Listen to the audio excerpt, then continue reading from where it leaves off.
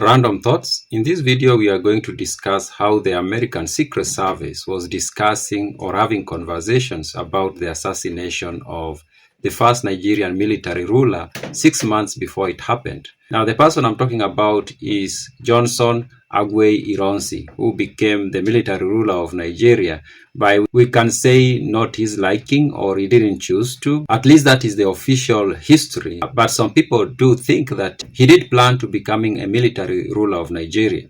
Now, Ironsi was a highly decorated officer, and he joined the military while Nigeria was still under the British rule. He did get training in Nigeria and also in Britain, and then he came back, and of course, at this time, Nigeria is about to become independent, and he did get some very critical appointments or some very critical responsibilities.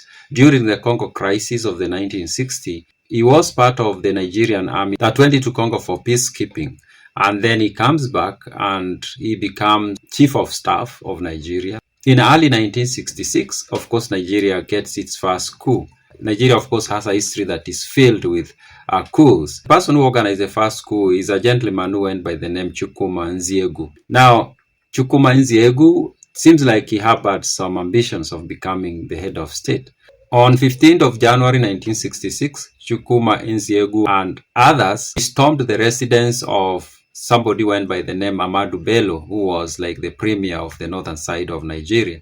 And they murdered him. And then they murdered somebody else, a guy who went by the name of Bakar Tafawa Balewa, who was the prime minister of the federal government.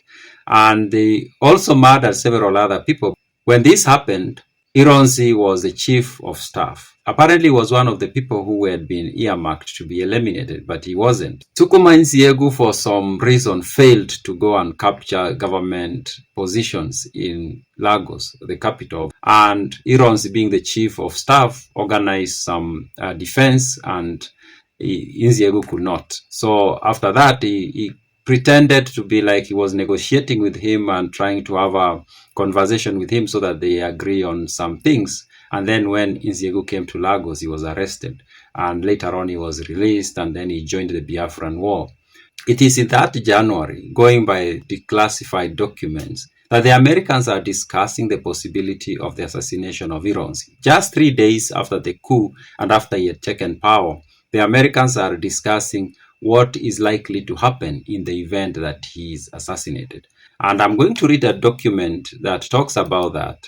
This document was generated on the 18th January 1966. That is 3 days after the attempted coup, or the coup, however you want to look at it. Now, this is a document that was generated as a record of a meeting that happened between ambassadors and high-ranking officials and CIA representatives regarding the situation in Nigeria. Now, the document is titled AF Meeting with CIA Representatives, January 18, 1966. And participants, AF, Mr. Fredericks and Ambassador Trimble, AFW, Mr. Clark, AFC, Mr. Brown, CIA. The people from the CIA who attended this meeting have not been declassified, so we don't know who attended from the CIA. And then we have INR, DDC, Ambassador Koren, and Mr. Ekan. 1. Nigerian coup. Now, it says not declassified. There is somebody whose name has not been declassified.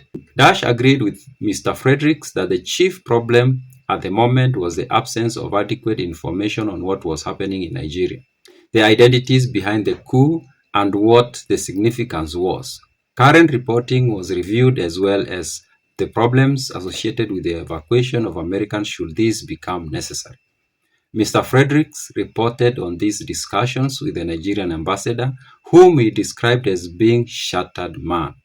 On his way out, the ambassador made the remark that he was no longer authorized to ask for US intervention.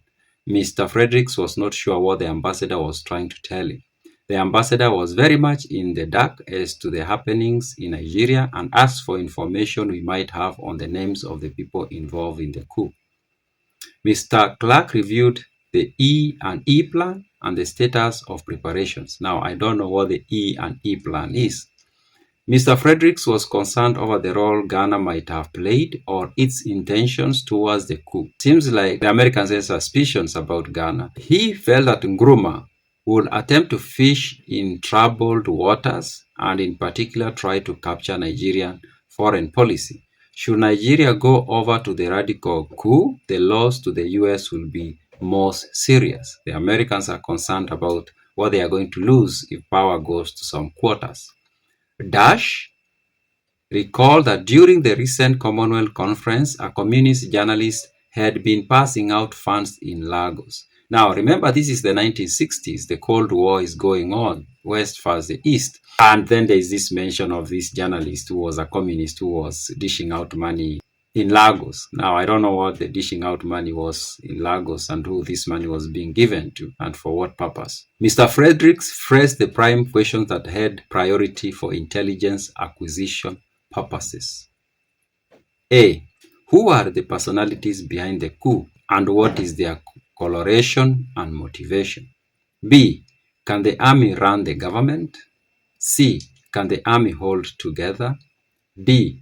What happens if Ironsi was assassinated? These are the four prime questions that had priority for intelligence acquisition purposes. Mr. Fredericks also thought it important that we determine what we should say to other African leaders, if anything. So the American intelligence service is worried of what to say to other African leaders, if anything. Now, I don't know what if anything means here. It could be anything. If Nigeria could fall victim to military takeover, then it could happen anywhere in Africa. The stage was set. What sort of advice could we give the remaining civilian regimes?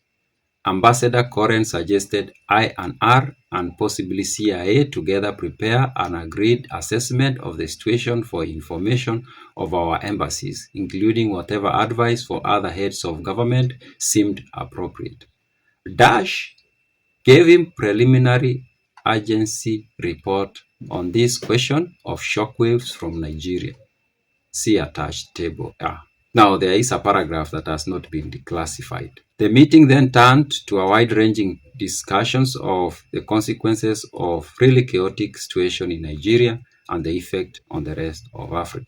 So this is a document, or this is a meeting that happened a few days after Ironsi takes over power in Nigeria. And this is seems like a top intelligence kind of meeting where the CIA is having conversations and they are discussing very critical questions, including what will happen if Ironsi was assassinated. And then there are, of course, as I've said, two paragraphs that have not been declassified. And there are also names of the CIA who were in this meeting that have not been declassified. That is how many years? That is close to 65, 70 years later. There is a reason for that. There is a reason why these names have not been declassified. And there is a reason why we have two paragraphs that have not been declassified yet. And then, of course, we know that 6 months later, 6 to 7 months later, Ironsi is assassinated. I'm going to create more videos discussing content that has been declassified, content especially about Africa, Nigeria, Kenya, Somalia, Sudan, anywhere in Africa. Documents that have been declassified by the Americans that discuss very interesting topics. So if you are interested in that, follow, subscribe, and we can go through these documents. Those are my random thoughts.